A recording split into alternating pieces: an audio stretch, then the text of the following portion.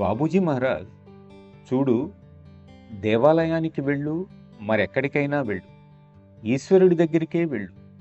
వాళ్ళెవరూ నీకేమీ చేయలేదు, ఉపకారం గాని అపకారం గాని.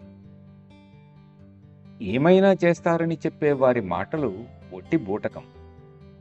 నీ ఆత్మ భూమి మీద ఎన్నాళ్లు గడపాలో నీ సంస్కారాలను బట్టి నిర్ణయించుకొని ఇక్కడ పుడుతుంది.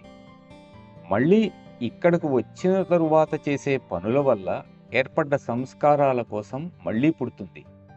అలా చరిత్ర పునరావృతం అవుతూ ఉంటుంది. అలాంటప్పుడు ఏ భగవంతుడు నీకు సహాయం చేయగలడు?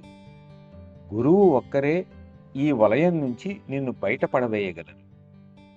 అది కూడా నీవు ఆయన్ని సంపూర్ణంగా నమ్మి సహకరిస్తేనే అని తన ఖచ్చితమైన అభిప్రాయాన్ని వెలుబుచ్చారు. ఇతరులు నీకివ్వలేనిది, నీవు స్వయంగా సంపాదించుకోలేనిది ఒకటి నేను నీకివ్వగలను. అదే ఆధ్యాత్మికత అని బాబూజీ అనేవారు. బాబూజీ దగ్గరకు ఒక ఆయన వెళ్ళి నాకు ఆధ్యాత్మికత కావాలి అని అడిగితే దానికి బాబూజీ చివుక్కున లేచి, రండి రండి, మీరు అడిగిన ఆధ్యాత్మికత ఇవ్వడానికే నేను ఇక్కడ కూర్చున్నాను. ఇందులో నేను నిష్ణాతుడను.